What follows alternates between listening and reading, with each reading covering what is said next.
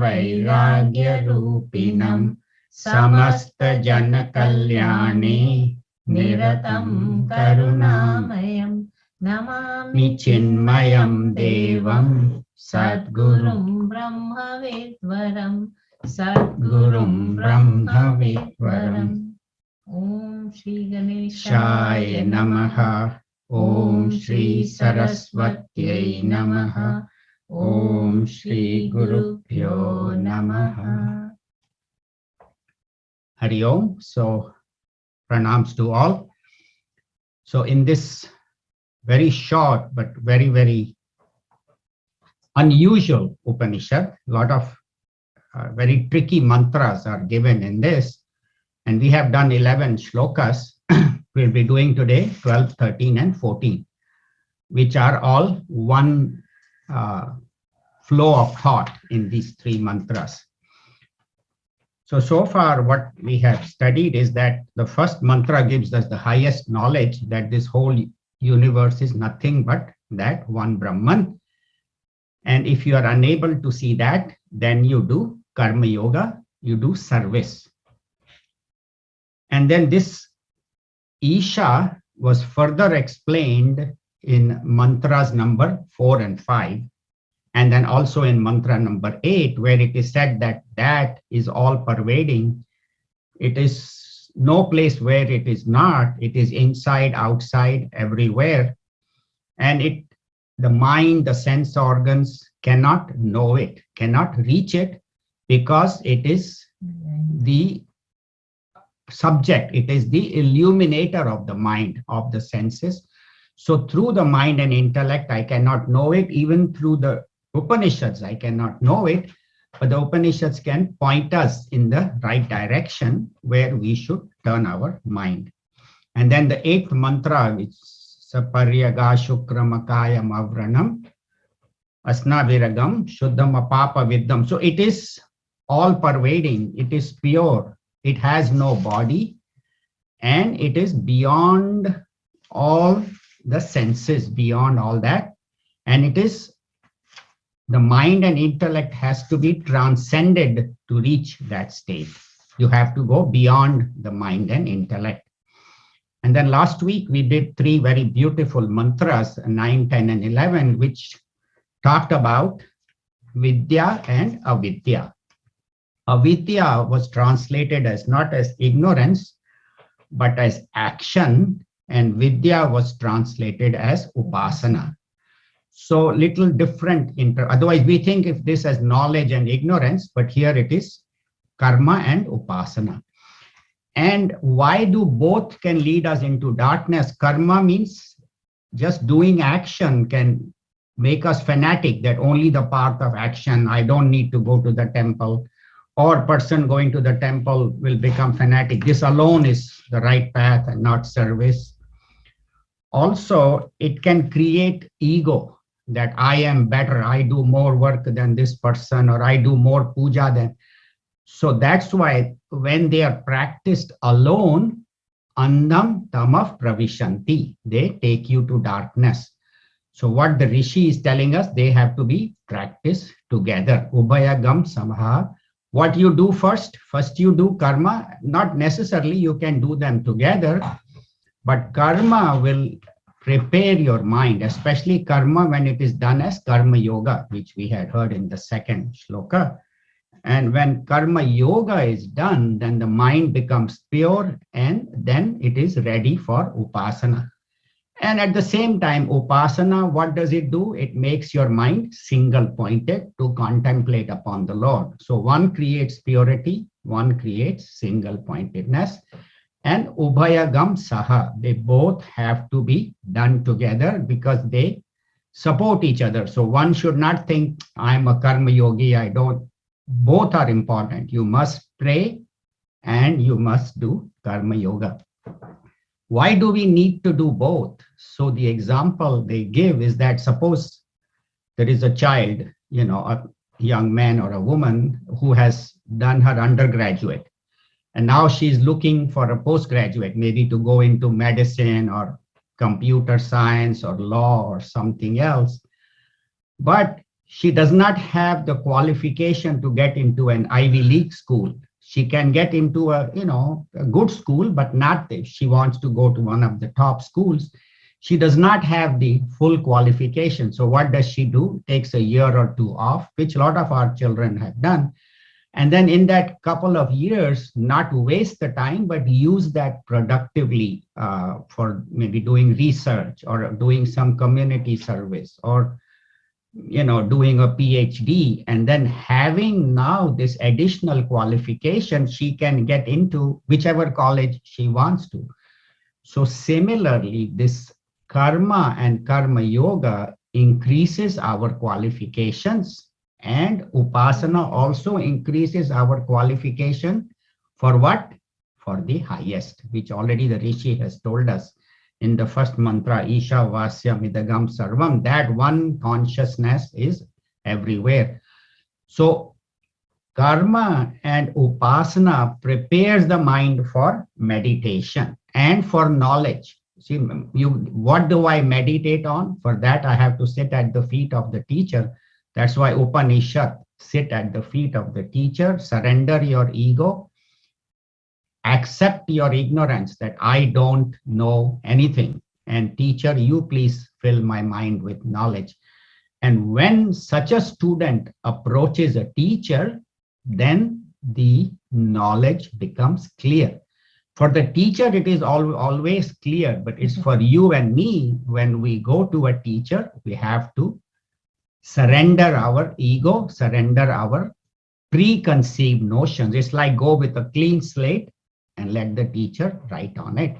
All the Upanishads, we see that when the student goes to the teacher, even when Arjuna goes to Bhagavan Sri Krishna, he says, Shishyasteham shadi mam tvam prapannam. I have surrendered to you, Bhagavan. I don't know what is my duty, what I am supposed to do. I am your Shishya. You alone can help me. So having talked about karma and upasana, the teacher feels that this knowledge is still subtle and the student needs to reinforce these ideas. So we'll do that in the mantras 12, 13, and 14. Maybe Sharad, you'd like to repeat after me? Shloka number 12. We'll chant them together and then I'll do the word by word meaning. Andam tamah pravishanti. Andam tama pravishanti. Ye sambhutim upasate. Ye sambhuti mupasate. Tato bhuya ivate tamo. Tato bhuya ivate tamo. Ya usambhutyagam rataha. Ya yusambhuta yagmataha. Kusum, you want to do the next one, please? 13th.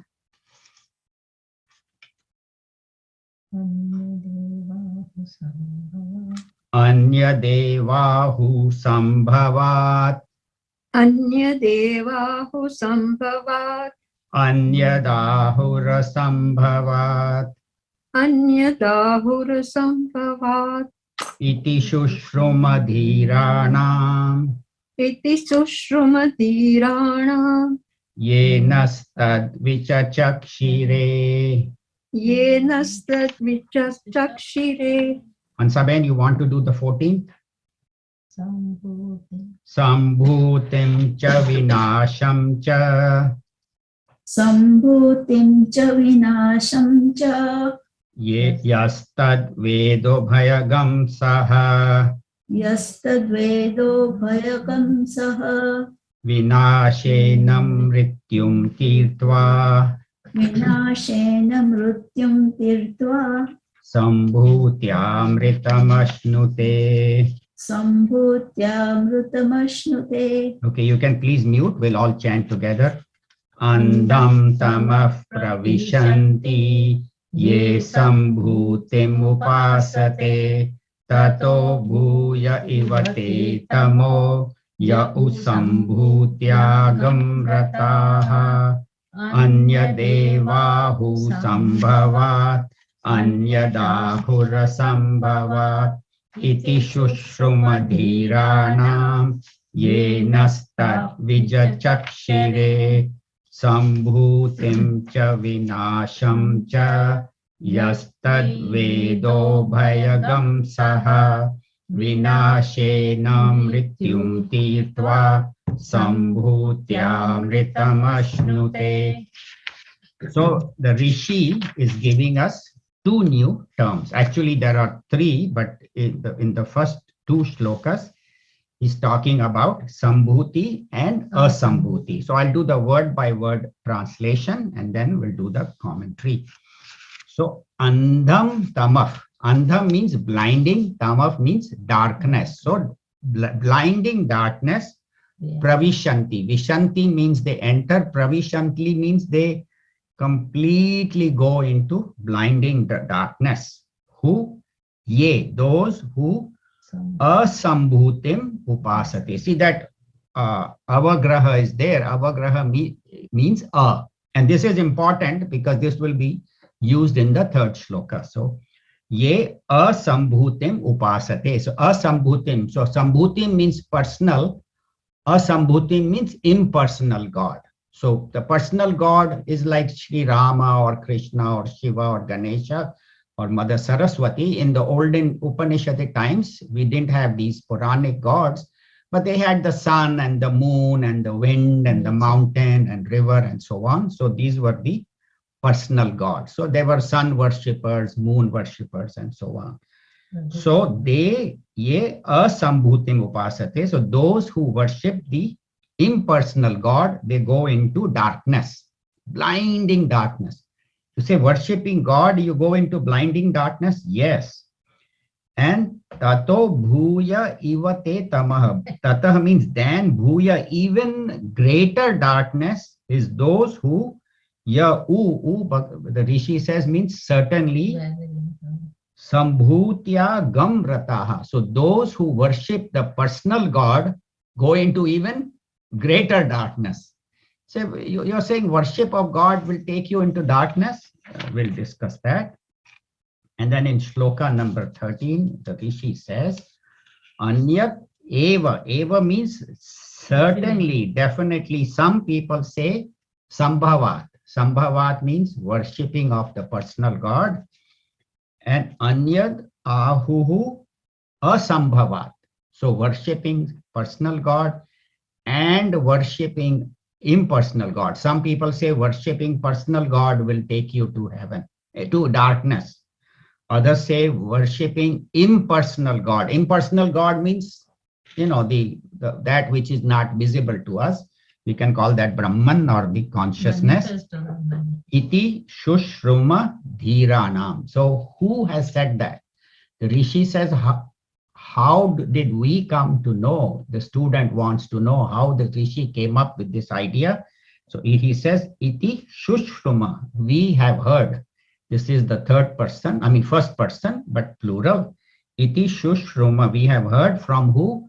Dhiranam, from the wise people, from our gurus. And guru heard from his guru and his guru and so on. We have heard from these gurus, who ultimately is the Lord himself, Sadashiva Samarambham.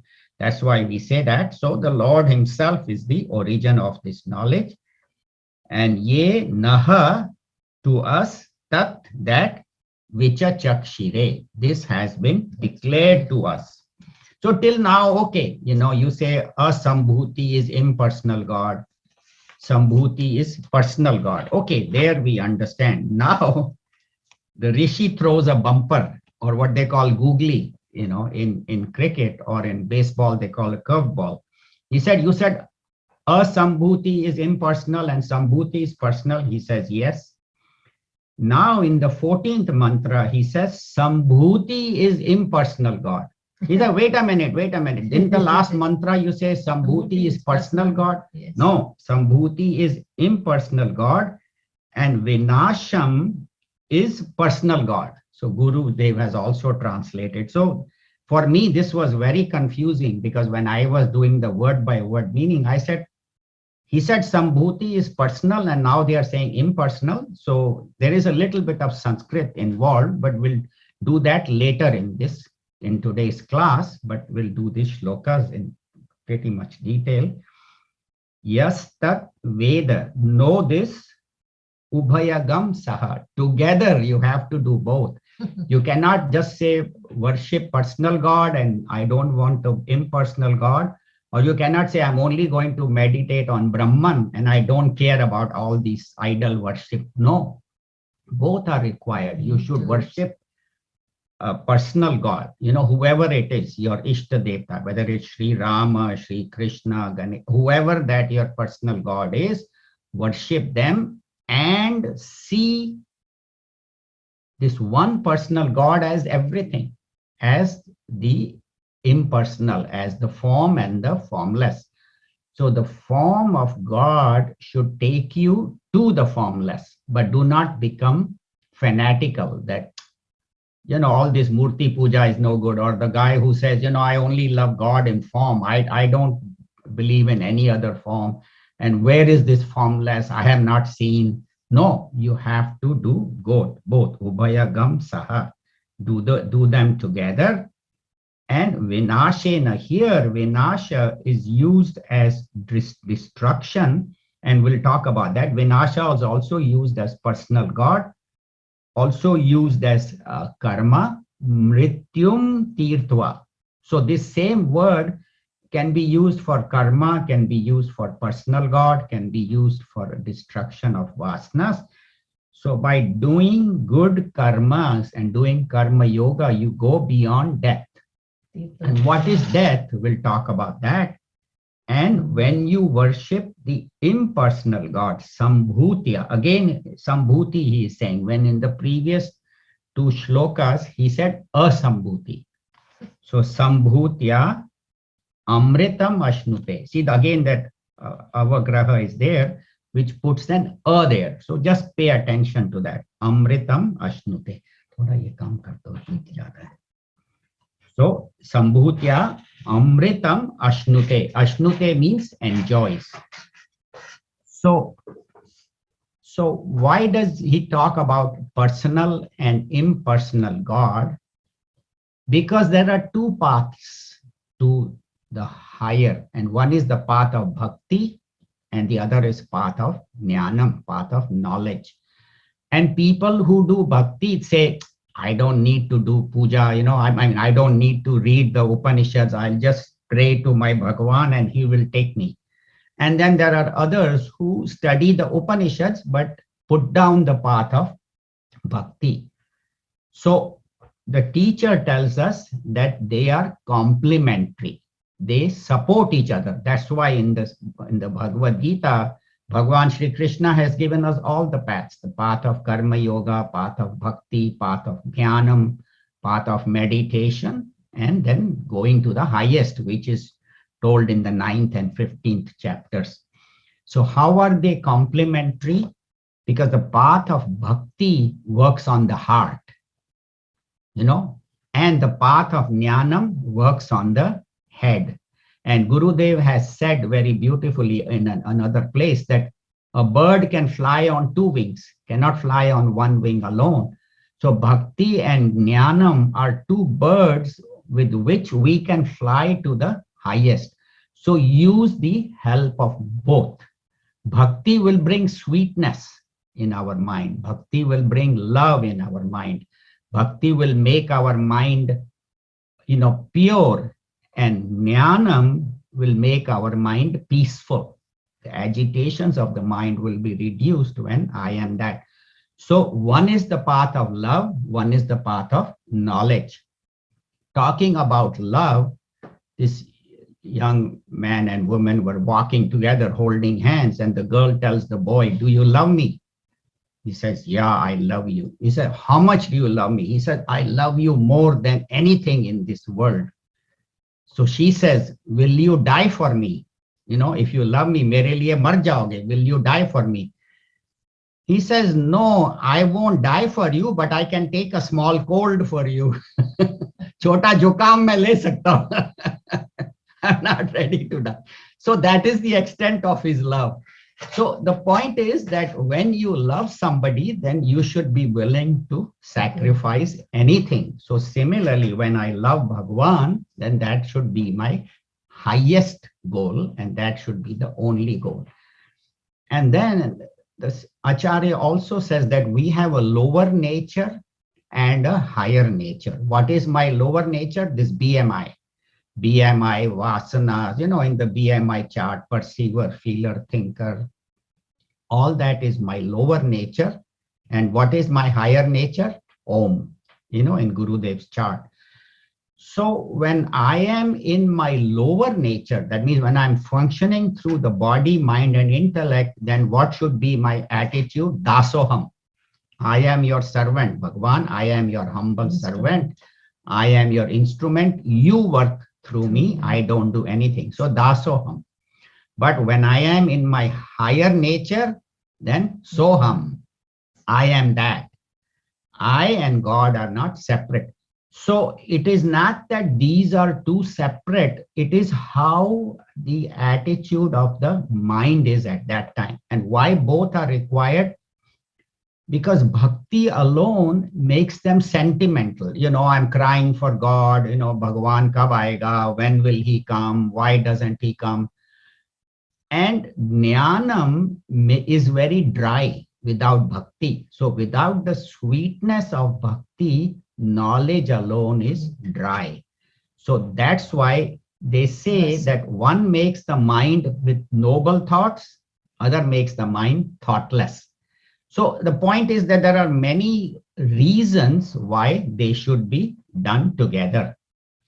And when you surrender to God, then mrityum tirtva, then you go beyond death. Why? Because suppose I surrender to Bhagwan Sri Krishna or Sri Rama or Lord Shiva or Bhagwan Vishnu, then what happens is that such a devotee who has completely surrendered after death, he or she will go to the loka of their Ishta Devta. So if you're a bhakta of Vishnu, you will go to Vaikuntha. If you are a bhakta of Shiva, go to Kailash. Sri Krishna, go to Goloka. Sri Rama, go to Saket. Ganesh ji also, Mother Goddess, all have their lokas. So this person enjoys that, and the highest, of course, is Brahma Loka. But in these lokas, some of these people go to the highest Krama Mukti, but some of them can come back. So that is called Mrityum Tirtva. And Amritam Ashnute means when this person realizes that I am that infinite self, then I never die. Then I am Amrit, Amara. I am immortal. So he enjoys immortality. The other thing is that worshipping the formless, as I said, can give arrogance. So that's why it is required. And if we see in the life of great Mahatmas, they effortlessly worked in both. They did not say that one or the other. Look at Bhagwan Shankaracharya ji, one of the greatest Vedantin of ever, one of the best. Of course, there were Ved Vyas ji and many other rishis, but in our recent times, he was the greatest Vedantin. In fact, that is whose teachings we follow. And Shankaracharya is Bhashya. He wrote Bhashyas on Bhagavad Gita, on the Upanishads, on the Brahma Sutras. He wrote Bhashyas on all these texts when he was in his higher nature, when he was one with that. But when he was not in his lower nature, but when he was functioning through his heart, and say he would visit a temple, he would compose beautiful hymns in praise of that particular god, like Mahishasur Mardini, in praise of Mother Goddess. When he went to Krishna temple, he composed hymns in praise of Lord Shiva, Lord Krishna, Lord Ganesha, beautiful stotrams and stutis. So he could effortlessly move between those two. See the greatness of this Shankaracharya ji. Then if you look in the life of Ramakrishna Paramhans, and we see, I was doing some research on that yesterday. So we see that he started out as a pujari in the temple, and he had complete love for Mother Kali, and he used to see her every day. She would come in front of him, he would talk to her, he would offer her sweets. Sometimes the garland, instead of putting on the statue, he would put it on himself. So he had complete identification. But his understanding was still limited, that this is Mother Kali, this alone is my goal. And so Mother Kali herself said that my devotee needs to learn more. So what she did, she sent Totapuri Maharaj, who was a great Vedantin scholar. He actually, I didn't know that, but I read he was actually born in Punjab. And then he spent 40 years in meditation, in study. In 40 years, he attained complete enlightenment. He became one with that. And then he had followers who also were at his level. He was a guru.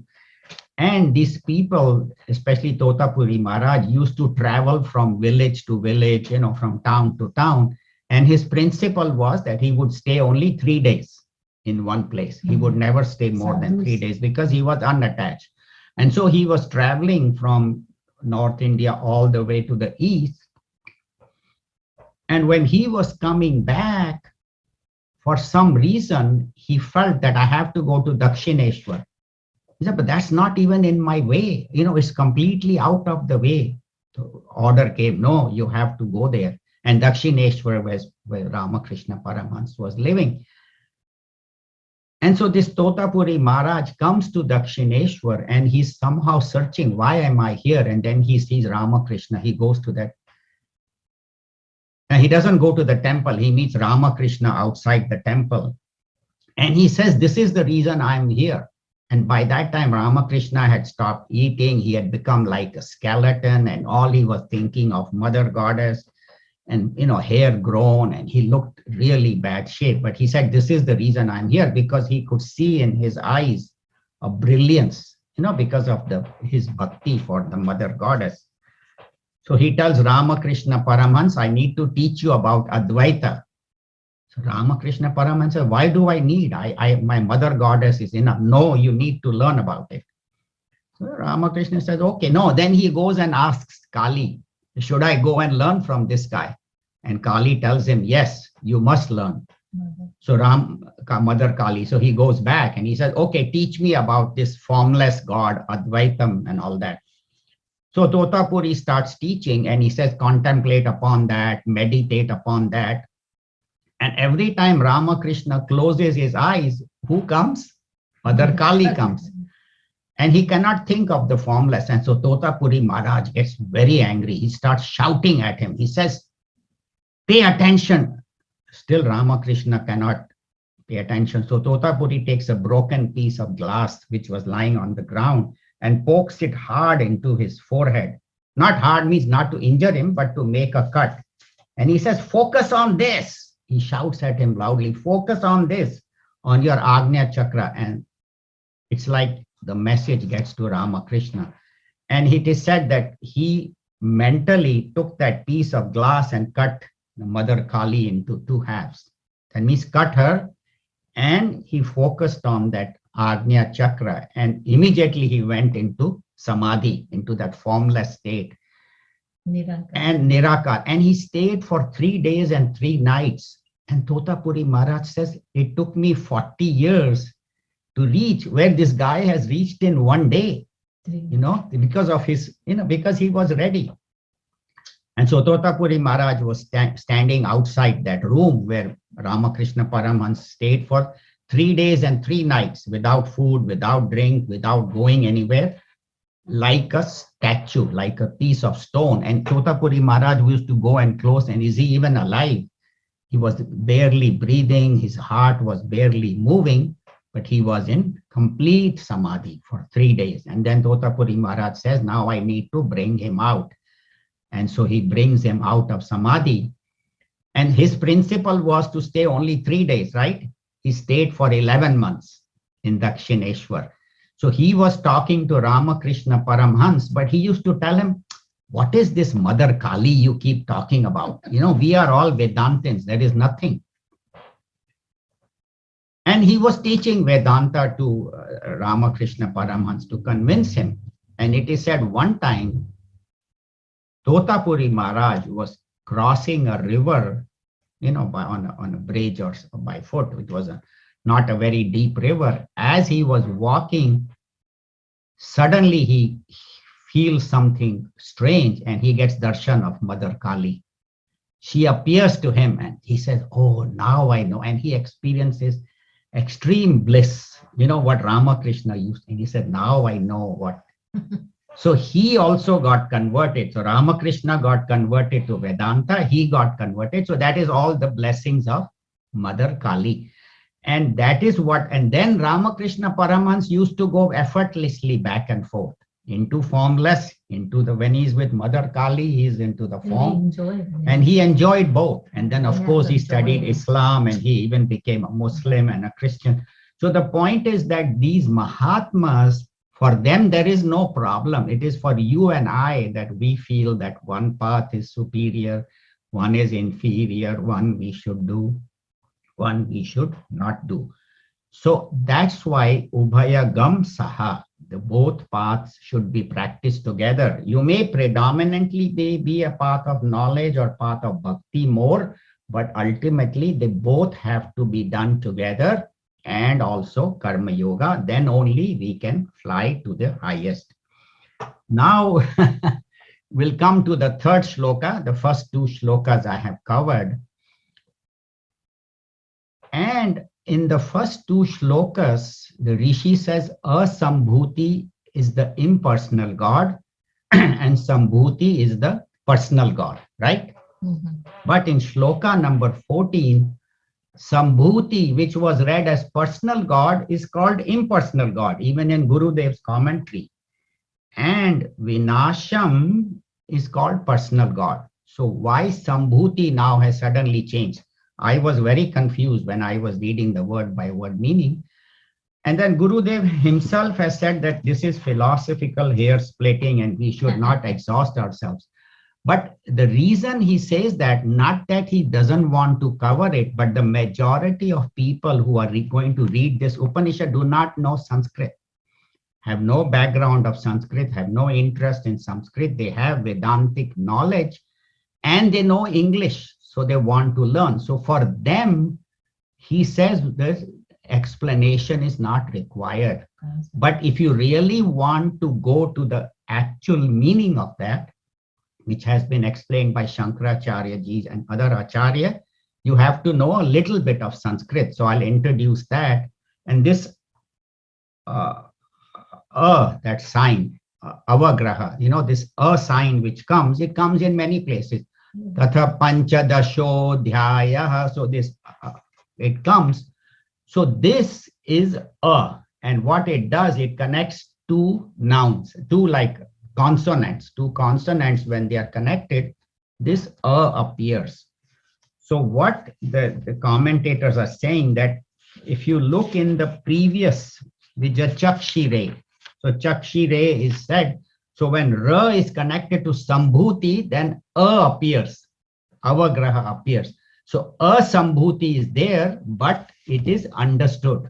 And also in the second line, Mrityum Tirtva Sambhutya Mritam Ashnute, so that Avagraha is understood, Asambhutya Mritam Ashnute. So that's why there is no contradiction. For knowers of Sanskrit, this is understood. Is it clear to everybody? Or does it need more explanation? Needs more Go through it again. Huh? Go through it one more time. Okay, so this Avagraha is that S sign. You see that S sign? Yeah. Sambhutya Mritam Ashnute in the 14th shloka. No, there is no S sign. There is a Sambhutya Mritam Ashnute. Yeah, Mritam Ashnute. There is a S sign. So that S sign is understood. Understood before Asambhuti, because it is Chakshire. So it has to be connected to the previous verse. And that is understood. And same way Tirtva Asambhutya Mritam Ashnute. That Avagraha is understood. So it is placed if you know grammar. Okay. Asambhutya Mritam Ashnute. Tirtva. Mrityum Tirtva Asambhutya mritam ashnute, but that does not fit in the meter, so that a has been dropped. Is that clear? Okay. Yeah. Right? So this avagraha is understood, and that's why, but it won't fit in the meter, so that's why the rishi has dropped it. So now we'll talk about this, why this is said, that Sambhuti and Vinasham, why these two are said. And there are different explanations for this. One is Tapovan Maharaj says that Sambhuti is birth and Vinasham is death. So birth and death both are changes. In birth, he says you create divine qualities. Gurudev has said in his commentary that in the birth means the creation of divine qualities, and Vinasham means destruction. So destruction of vasanas. So that is the third meaning, right? That I create divine qualities. See, this Upanishad is very tricky. So, that's why you have to pay attention. And if it's not clear, I don't mind explaining again. Even next week, we can do that. So Vinasham means destruction of vasanas. So I have to destroy my vasanas to create divine qualities. So Sambhuti is birth, Vinasham is destruction. Shankaracharya ji in his commentary says Sambhuti is Prakriti and Vinasham is Hiranya Garbha. Okay, now one more meaning coming out. I told you this is a very tricky Upanishad. There are hundreds of commentaries on it, and yet people are not able to understand. So Sambhuti is Prakriti and Vinasha is Hiranya Garbha. So when we talk about creation, we are doing that in the 14th chapter on Sunday. So Prakriti is unmanifest, right? Prakriti is unmanifest. And the first manifestation of Prakriti is Hiranya Garbha, which is the total mind and intellect. So Prakriti is the total vasanas, unmanifest. And the first manifestation of Prakriti is Hiranya Garbha. So that means the subtle is the vasanas, then comes the mind and intellect, and then comes the gross body. So that's why it's Prakriti, Hiranya Garbha, and Virat. Right? Is that clear? Everybody it has been covered in Tattva Bodh, Atma Bodh. Jagriti, you have a question? I think in Tattva Bodh, Atma Bodh, it has been covered, right, Sharad? Yeah. So Prakriti is the unmanifest vasanas. Hiranya Garbha is the total mind and intellect. And Virat is the total gross body. So they are not talking about Virat here. They're talking about Prakriti and Hiranya Garbha. So Prakriti is the Karana and Hiranya Garbha is the Karya. So that's why the Vasana is called the causal body. And then the mind and intellect is called the subtle body and the gross body, right? So there is the causal body, which is Vasanas. Then the mind and intellect is the subtle body. And this gross body is the gross body. So because of the vasanas, that is the kind of mind and intellect I will have. What are my vasanas? That is how I will think. And that is the kind of body I will get. Like somebody has a vasana to learn Bharatnatyam, then she will be born in a family next life where she will learn Bharatnatyam. So whatever your vasanas are, whatever your strong desires are, those will continue. So they say you have to reduce vasanas. Do not have any strong likes or dislikes. Do not have any strong desires. So Prakriti is the cause. Hiranya Garbha is the effect. So what they are saying is that the mind, intellect, and the gross body is not permanent, right? Because the gross body perishes, the mind and intellect goes and takes up another body. But Prakriti, compared to these, is immortal. It is Amritam. Because they say, that's why Bhagavan Shri Krishna in the 14th chapter, he says, Prakriti Purusham Chaiva Vidya Nadi Ubhav Api. Know both of them to be beginningless. Bhagavan says in the 14th chapter in the first few verses. So what he's saying is that Prakriti is also eternal, Purusha is also eternal. Of course, there is the Purushottama, the Brahman, which is the cause of Prakriti, and as Ishvara uses Prakriti to function in the world, to create this world. So that's what they are saying, that when you worship Hiranyagarbha, I think we may go up to 130 because there's a lot, and we can always next week do questions. So when they say when you worship Hiranyagarbha with great faith, you get siddhis, you get powers, you can walk on water, you can read people's mind. And people are very fascinated. They will go to a guru and they say, I have a backache. And guru will say, you have no back. You are the Atman. He'll say, ye bekar hai, this guru is no good. Other one will say, my daughter or son is not getting married. Guru will say, you are Brahman, na mata, na pitta, na bandhur, that he says, na, in Nirvan Shatkam, na mata, na pita, na janma, that.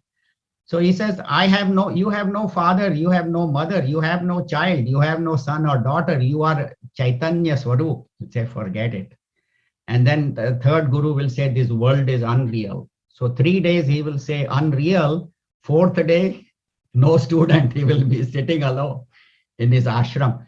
So the point is that this Hiranyagarbha people like, even those who have studied little Vedanta, they say, you have read Bhagavad Gita and all this. Tere ko kya mila? What did you get? Come, I'll take you to this Mahatma who can do chamatkar, who can. Then people say, close this book, let's go. So the point is that all of these siddhis, what they do is they either can mislead the seeker or even the guru, because he gets caught in the siddhis and forgets that my goal is beyond siddhi. So that's why they say, do not be very careful. That's what Gurudev also said. The longer the beard, the more should be your suspicion. So be careful of these gurus who use siddhis to mislead. And Gurudev said, he never did any siddhis, even though he had all the abilities. He said, this is not, I want to teach you. I'm not going to carry you on my back. I'm going to teach you so you can go yourself. So that is the power of Maya. Even students of Vedanta get fascinated. They go to a guru and say, can you read my palm? He said, what palm? I want to tell you Upanishad. He says, nahi. Can you tell me what is in my future? So what this does is that one has to be careful. And in Prakriti also, when you get caught, you go into Laya, but then this Laya of Prakriti goes through the whole Yuga, the whole Yuga till Brahmaji goes. So the point is that do not be caught in either of those, but keep your goal the highest, that Brahman, that. So whether you are worshipping, some people worship Hiranya. So what they say is that the moment there is a form of God, that is all Ishvara, whether it's Sri Rama, Sri Krishna, Lord Shiva, Mother Saraswati, they are all Ishvara. Their forms are good, but love the form, but make the goal formless. So that is called Mrityum Tirtva Amritam Ashnute. And what is Mrityu? Another meaning for Mrityu, I heard that people, even though they are studying Vedanta, their problems are not gone, mental problems, anger, greed, jealousy, hatred, selfishness, competition. So that is death. When an angry person is born and angry person dies, happy is born, happy dies, unhappy is born. So raga, dvesha, likes and dislikes. So all those are called birth and death. And this knowledge of Prakriti and Hiranyagarbha, it was not given to us, was given to advanced seekers who, when they went, they already knew what Prakriti Upasana was, what Hiranyagarbha Upasana is. But you and I, we don't know this, and that's why we need a teacher to teach us. So they say that liberation can only be with the highest knowledge, I am that. Everything else is limited. But he says, then why should we do these upasanas? Why should we do puja? Why should, so they say, if you are doing puja, continue to do puja. If you are doing karma yoga, continue to do karma yoga. If you are doing chanting the name of the Lord, continue to do that. Whatever sadhanas you are doing, do not stop doing them, but realize that all will take me to the highest. So they say, like the medicine, like if you have a cold, you need a cold medicine. If you have cough, you need a cough medicine, fever. So these different sadhanas, different upasanas are for that particular problem. Say if I have a lot of impurity in my mind, as we said, do karma yoga. If my mind wanders, gets agitated, do chanting, do japa, do puja. So specific medicine are for specific problems. But what is the ultimate medicine? I am that. That I am. And that is, once you get it, then there is no coming back. That is enjoying immortality. So we'll end here with this idea that both paths are complementary, path of knowledge, path of bhakti together. And this knowledge will take you to that which is beyond knowledge. That's why even in the 15th chapter, he says, Purushottam Anyaha. He says, Paramatme eti udahritaha. Ye lokatrayam avisho. In the end of the 15th chapter, he says, Uttama Purusha is somebody separate. So this is where we'll end. We have about 10-12 minutes. If anybody has question or any points they want me to repeat, which was not clear. I know there's a lot of material. I was studying till quite late last night.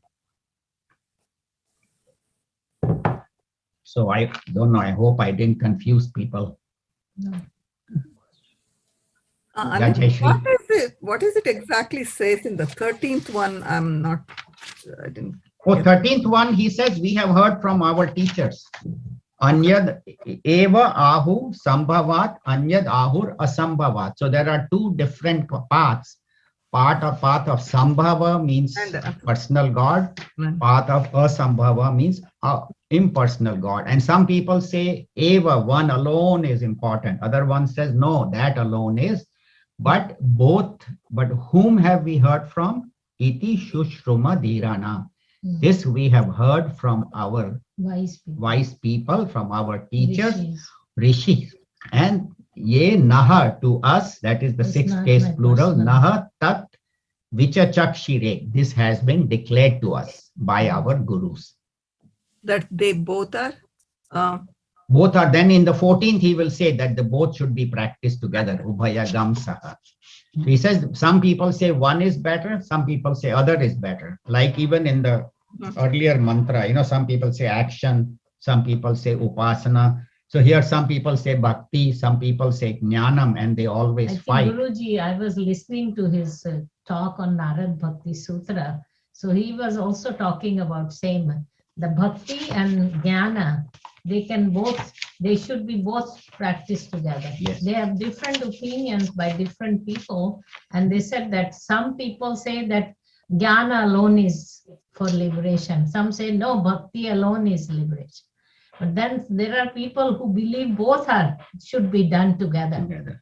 And that's what Guruji says, do whatever you have to do, but get that supreme, love for the Lord. Supreme. That is there. Right. And so Bhakti and both of them. Bhakti itself will lead to bhakti, or jnanam will lead to bhakti, or like that. Right. So he was saying at the end that bhakti alone is important. right. And then they can be practiced serially. One may start with bhakti and go to jnanam, or one may start with jnanam and go to bhakti. Yeah. But either one, but they are both equally important. Listen to the talks. They Yeah, are beautiful. Jayashree, you have any more question? No, I'm good. Okay. Yeah, Sharad, go ahead, please. Can you please clarify Anga and Angi on page 131? Thank you. I don't. Anga Not and Angi is the same, like the part and the whole. part and the whole. Anga is the part, Angi is the whole. Ishwara and Jiva. So Ishvara and Jiva, or Hiranya Garbha, and the total mind and the individual mind, like that. Okay, thank you. Right. Ambika, you had a question? You were Yes, unmuted. it's just it's not even a question. It's just, you say, I mean, in 14, it says that, we have to have a combination of bhakti and jnana. Yes. Yeah. But why does it say so strictly in 12 that if you practice worship only the unmanifested, you fall into blinding darkness, and then you fall into even greater darkness if you devote yourself only to the manifested or the Hiranyagarbha? I mean, isn't, even if you're just doing, the Prakriti or the Hiranyagarbha by itself, why does it say that you fall into darkness? I Like, these think are what all happens- steps, right? These are all steps towards the ultimate. So when it is said so strictly that by doing only one, you fall into darkness, it kind of makes you wonder, then, why should I do it? Yeah, I'll answer that. Thank you. That's a very good point. When in the Upanishad, when one is criticized, it is to glorify the other. See, it's not to put down bhakti or not to put down personal or impersonal God. When they are said that they will lead to blinding darkness, what the Rishi means is that alone, when that alone is done, bhakti alone is done without jnanam, it can make you fanatical or it can make you arrogant. But when you have the right knowledge that they are both one, then you neither have fanaticism nor you have ego, because then the knowledge will make you a better bhakta and bhakti will make you a better jnani. So they work together. That's why the three shlokas have to be studied together. That's why in the 14th he says, Ubhaya Gam Saha, together both have to be practiced. Then only you can achieve immortality. So when they criticize something, it is not saying that don't do it. That is the style of the Upanishad. When something is criticized, it is to glorify something else.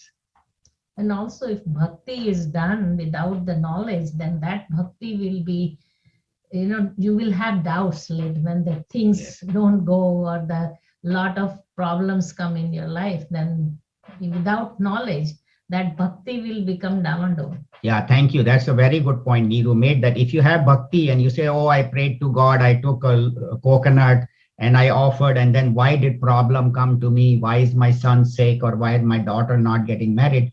Then you get doubts. So Neeru makes a very good point. But when you have the knowledge, so it is to glorify the together. So and also the Rishi wants to warn us that do not get fanatical and single point.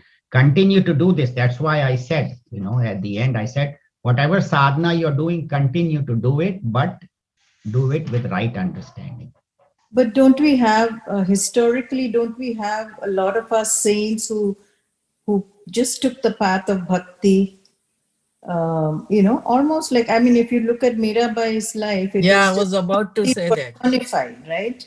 No, Mirabai had a guru. See, that's She had a guru. That's what Anil made the point. Na? If you are a devotee or a bhakta, very supreme, then God sends somebody Sends to give a you teacher, knowledge. and That Mirabai is his had responsibility. He says that in Bhagavad Gita, Bhagavad that Gita. if you do that, I will send that knowledge to you. And she had a guru, and she actually asked the guru that I'm having problems, and the guru told her continue on the path. And her bhajans are not just bhakti, they have a lot of knowledge. If you look at Rama Ratana Dhanpayo, there is so much Vedantic knowledge in that. So the point is that Mirabai was not a pure bhakta. Yes, she was predominantly bhakta, but she had a guru. Look at Tukaram. You say he was a devotee of Vitthal, but look at his abhangas, full of knowledge. So doesn't bhakti lead you into that? Yes, the bhakti Right? will lead you to knowledge. you They into were that. predominantly bhaktas like Ramakrishna Paramhans. Ultimately, you have to do both. Tukaram had a lot of knowledge. Look at Narsi Mehta. His bhajans are full of so much knowledge, where he talks about that bullock cart and I'm going below. The idea is that the dog thinks I am driving the bullock cart. So that is our Oneness. condition also, that I think I am doing everything when actually Bhagwan is. So it is hard to do it with bhakti alone. Bhakti comes with knowledge and God makes sure that you get both. And then there are a jnani who becomes very arrogant, then Bhagavan makes sure that something happens to him where he then comes and surrenders. That knowledge alone will not take me, it's dry and it creates arrogance. But yeah, bhakti is harder. Actually, bhakti is very difficult because you have to have complete surrender. No That ego. I am nobody. And the path of bhakti is actually harder than the path of jnanam.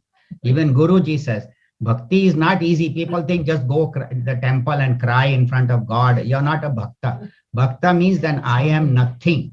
I don't even exist. And that state is very hard to get. For a jnani, if he has the right knowledge, he may be able to reach it. But for a bhakta, it's very difficult that I am nobody. People get the idea I am the greatest devotee of Lord, and that itself is ego. So the surrender of ego is very important and has to happen in both paths. Ubhayagam saha. So just remember 12th that chapter of that together. And 12th chapter, look is at full that. of that. He says form and formless. Arjuna asks him, Evam satata yukta ye bhaktastvam pari. Then who is greater devotee? Bhagavan says both. Both of them are my devotees. But the path of formless, klesho adhik taras tesham avyakta sakta chetasam. Those who worship me as formless is more difficult. It is easy to worship me as form, oh Sri Krishna, beautiful. He gives 5 with the different levels right. in the 12th chapter. In the 12th chapter, yes, He 5 says different you- levels, you know. levels. If you You can't should do this, then do do this, this. then do this. So it is easy to love God with the form, you know, oh, I love Bhagavan Krishna. But to see him as formless is more difficult. So both have to be done. Depending on the individual, yeah. Lata, you have a question? Ambika, have I answered your question or not? Yes, but I still don't want to be told that I will fall into darkness if I am worshipping one or the other. I just want to be told it's okay. Go ahead and Yeah. you explained it as saying when you put down one, you're glorifying the other. That doesn't quite kind of settle No, in that my. is the Upanishad style. Then I'll accept it. If that's the Upanishadic style, I'll accept it. But I don't want to be told, in spite of that I will fall into, like they say, blinding darkness and even greater darkness if you follow one or the other. It's okay to follow one without falling into darkness. And then gradually, it depends on where you are, right? Like we said, this is an evolution. All of us are not born at that high level. We take these baby steps. So if somebody's taking a baby step and they're told that, oh, if you're at this level, you're going to fall into blinding darkness and all that, I don't feel that I want to hear that. That's all. But I understand when you say it's like, it's not to, it's just to glorify another path. But I'm at that stage where I'm just taking baby steps. So, to me, I'm not falling into any blinding darkness you are not. at this stage. I just want to do whatever I can. Right. No, thank you. Plus, the Upanishad is not taught to beginners.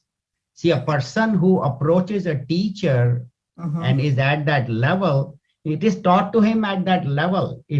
So we have to understand that at the level of the student also. See, here we are studying Upanishad. That's Gurudev's blessings that he had made it available to everybody. And that's why the Brahmins criticized him. Okay, this Upanishad should not be taught to any lay people, era, gera, anybody, Tom, Dick, and Harry. But Gurudev said, no, I will give this knowledge, but the Shruti will protect herself. Those who are worthy will get it, and they will get at whatever level they are at. So Gurudev was very clear. That's why his first talk was on the Upanishad. When he talked in Pune, the first talk he gave was on Prashnopanishad, right? Yeah, one of the Upanishads. That was his first talk. I think Kain Upanishad or Prashno. He started with teaching Upanishads. So the point is that the Shruti it depends at what level you take it. But the idea is that one has to ultimately go to the 14th, where when I am doing bhakti, keep doing bhakti. If you're doing jnanam, keep doing jnanam, but ubhayagam saha, that's what. So the 3 shlokas have to be taken as one. Not as 12th alone, you say, okay, blinding A darkness. similar idea was So- given in Vidya. Vidya, same thing. So that's why they say the 3 shlokas should be studied together, not without focusing only on 12 and say, oh, this is darkness. What about 13 and 14? Rishi is making it clear. He understands. Rishi knows, what he's talking. So take it as a group, not as individual shloka. Thank you. I tried, as best. Jagu, No, anything else you have? No. Okay, Lata. Yeah, the one that you were quoting, Narsi Mehta, હું કરું એ જ અજ્ઞાનતા શકટનો ભાર જેમ સ્વાનતાણે. So the bullock cart, the dog thinks he is carrying it and not the bullocks, because he's riding, going underneath there. Where you lost me is when you discussed about birth and death, and you said anger and raga, dvesha, greed, and that's where mrityu to me is the ultimate death, and that's all. So how does that fit in? So mrityu means we go through several births and deaths. Like I was a child, right? Childhood died, then I became a youth. Right. Then right. youth died, I became middle age, and so on. So that is multiple births and that. Then also day and night. Day is born, and then day dies and night is born. So we are going through multiple deaths. Death and then night, after night again day is born. Right. And each one. And then each thought, like a happy thought comes, then that dies, then a sad thought comes, the sad thought dies, angry thought comes, angry thought, then likes and dislikes. I get what I like, then I'm happy. But when it goes away, then the happy person dies. And then when I get something I dislike, then I become unhappy. Then when that dislike goes away, I become happy. So that's what they're saying, that birth and death is not only the ultimate birth and death, but throughout the day, you are going through multiple births and deaths. Okay. Like a sattvic person, in the morning, you are sattvic. We did in the 14th chapter. Then you become rajasic, you are working. At night, you become tamasic, to sleep. But the question is, which one are you predominantly? So that's why. So that's what that referred to. Thank you. Many births. Thank you. That's we go through. Any other questions? Any comments? I think time is up. Kusum, you have anything quick, short? No, in 14th, I just had one question about grammar. You said about the avagraha sign is taken off because of the meter. But usually the avagraha is followed, then the previous word is starting with either A or O. Here is tirva is A, so there is no avagraha. Avagraha comes only when the previous has A and O. Then when A comes, it becomes avagraha. So I think it's still sambhutya amrutashnute. It's not asamyuta. This was told to me by Swami Bodhatmananda ji. Can you please call him or find him?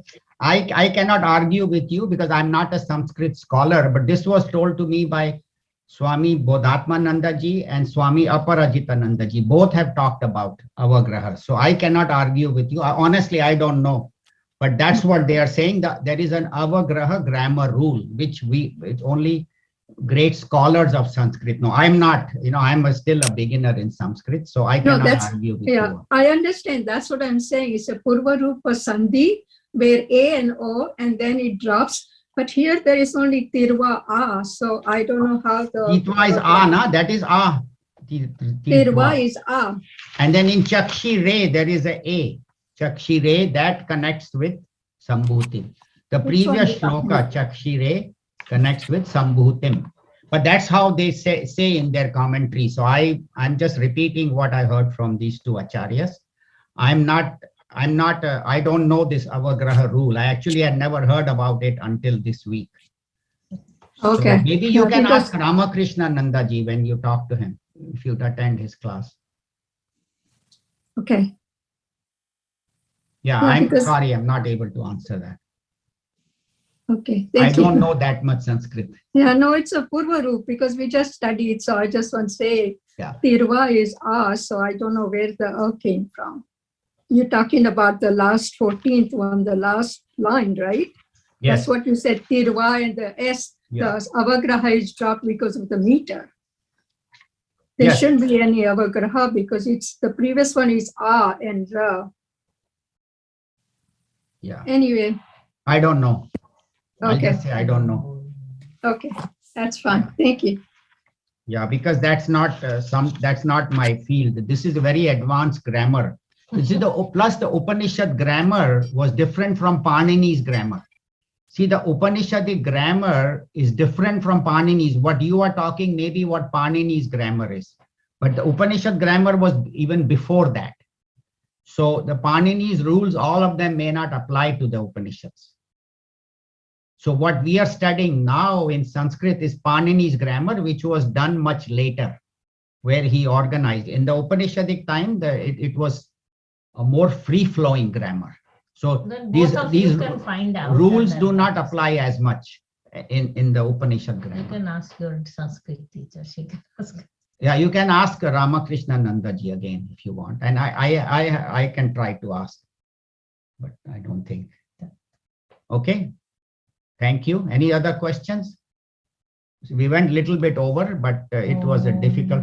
So- Sarve bhavantu sukhinah, sarve santu niramayah, sarve bhadrani pashyantu, ma kaschit dukha bhag bhavet. Om Shanti Shanti Shanti.